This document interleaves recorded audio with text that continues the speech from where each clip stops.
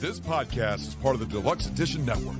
To find other great shows on the network, head over to deluxeeditionnetwork.com. That's deluxeeditionnetwork.com.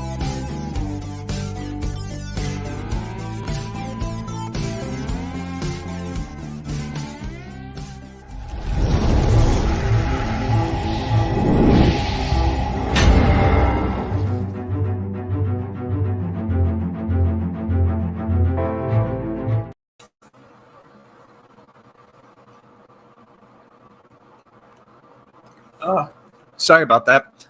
Welcome back to another amazing episode of Steven Gervais and Friends podcast, part of the Deluxe Edition Network, where you also find Horsing Around and The Real Drunks, which are the May podcasts of the month.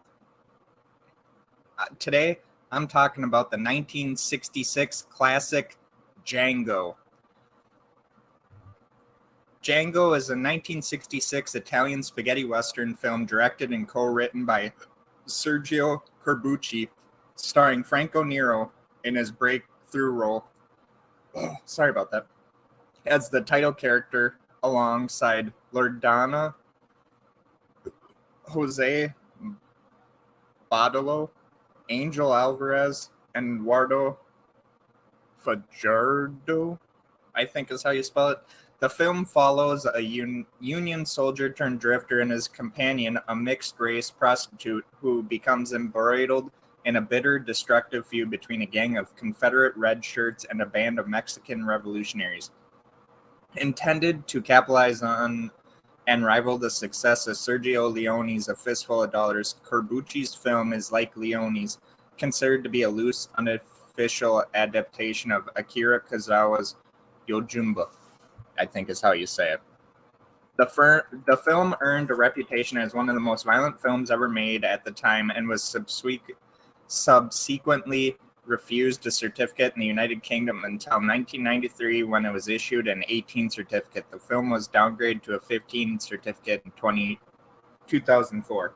A commercial success upon release, Django has garnered a large cult following outside of Italy and is widely regarded as one of the best films of the spaghetti western genre, with the direction, Nero's performance, and Louis Bacalau's soundtrack most frequently being praised. Although the name is referenced in over 30 sequels from the time of the film's release until the early 1970s in an effort to capitalize on the success of the original, most of these films were unofficial, featuring neither Corbucci or Nero.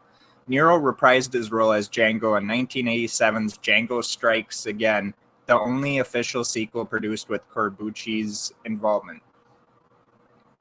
Nero also made a cameo appearance in Quentin Tarantino's 2012 film Django Unchained, an homage to Corbucci's original. A TV series of the same name is set to be released in 2023. Retrospective critics and scholars of Corbucci's westerns have also deemed Django to be the first in the director's Mud and Blood trilogy, which also includes The Great Silence and The Specialists. So what Django is about is, it's pretty much the beginning of the movie is really cool because you get the Django song while you see a guy carrying, or not really carrying, but dragging a coffin across the desert landscape. And it's such an interesting way of starting a Western back in the day. And finally he comes upon a woman being beaten up or whipped by some Mexican revolutionaries, which are part of a gang, which we later find out more about. And then you also have these guys who dress up in hoods similar to the KKK. And these redcoats from the Confederates part of the gang, they end up shooting the revolutionaries. Well, then Django comes down and says, hey, I don't think you should be treating her that way. And then when they're about ready to fire on Django, Django pulls out his six-shooter revolver and guns him down. Later on in the movie, we are introduced to a small town where Django and his new companion go, where she is able to relax and settle down, and Django just is enjoying himself. He I think has whiskey in that scene, and also he's eating food because he's probably hungry. And then even later on in the film, we get when the main bad guy, who's part of the KKK type outfit, has his men try and come after Django. Well, Django's ready for him. He ends up having a Gatling gun in the coffin. And so it's so funny in that he's waiting for them pretty much. And as soon as they come by, he mows most of them down. The leader runs away. And then later on, the Mexican revolutionaries come into town, and the leader knows Django. So Django says, hey, I can help you get these guns that you're looking for so that you can fight back against the bad guy. And he helps him out, and then, of course, they find gold and all that. And before Django can get his share, they want him to join. The Mexican revolutionaries want him to join, but he's like, no, I'm not going to. So what does he do? He ends up stealing the gold for himself. Well, later on down the road, Maria comes to his aid because he almost loses it in quicksand. Well, Maria gets shot, and they pretty much break Django's hands. So then they get gunned down later on, the Mexican revolutionaries, and Django ends up bringing Maria back to the town, and he asks the owner there to take care of her and that he's got business to finish. Well, he goes and waits in the graveyard for the main leader of the KKK type group to come in to the bar, and the bartender or the owner says, yeah, Django said meet him at the cemetery. And they don't see that Maria, the lady that Django saved in the beginning, is by a couch, which the couch is facing the other way. So unless they walked up to it and seen her, they wouldn't have been able to see her. So they go to the cemetery and they see Django. Well, Django's trying to get the I guess it would be like a safety thing off his revolver so that he can shoot it, because he can't use his hands because they're all broken. And one of the greatest parts of the movie happens where the guy's like, well, you better start praying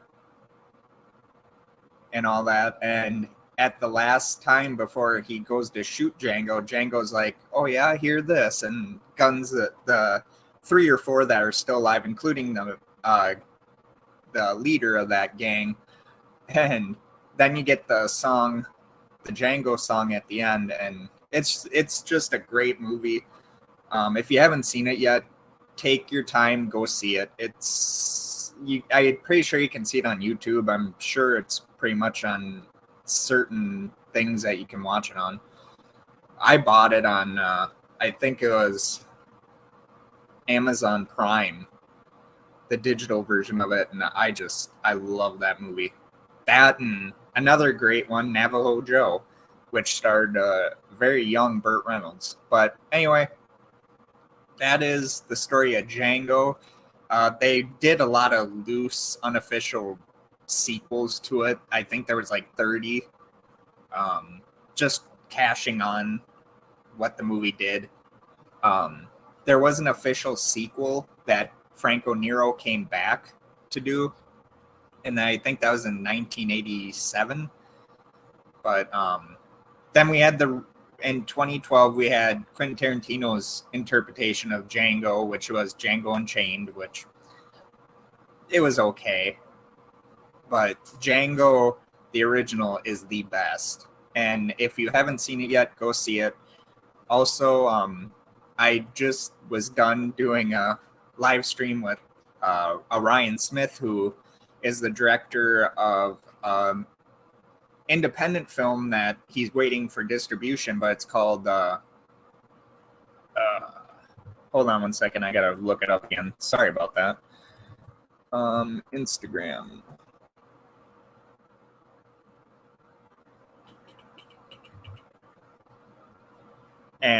But anyway,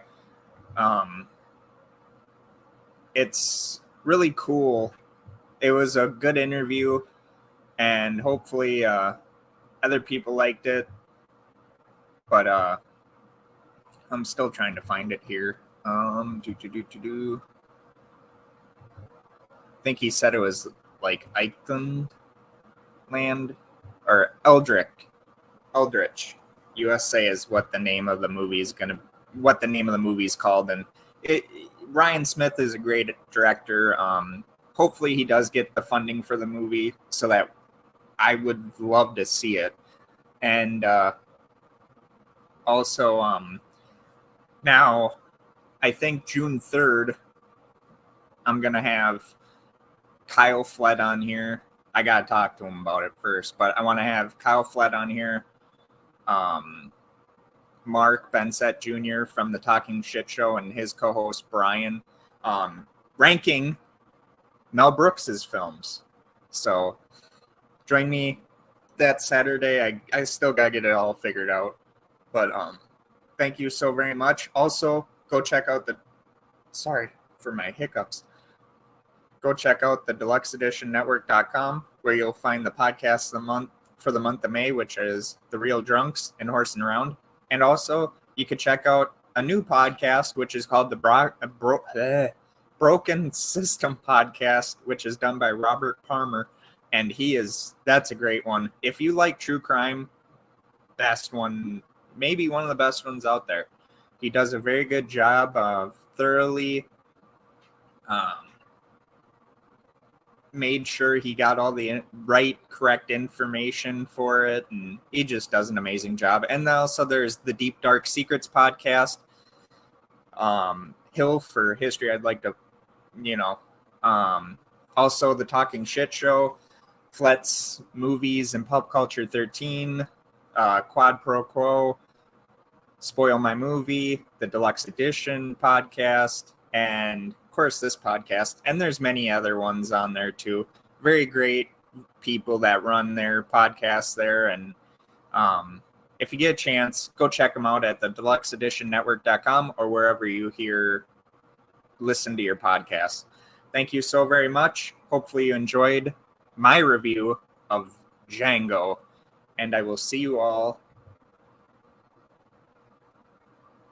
Tuesday, because Saturday I'm helping my wife with more unboxing, and we got to do some laundry. But from now on, Tuesdays and Thursdays, I'm going to be pre-recording stuff, and Saturdays, I'm probably going to be doing a lot more live streams. So thank you very much for watching, and I'll see you Tuesday. This podcast is part of the Deluxe Edition Network. To find other great shows on the network, head over to deluxeeditionnetwork.com. That's deluxeeditionnetwork.com.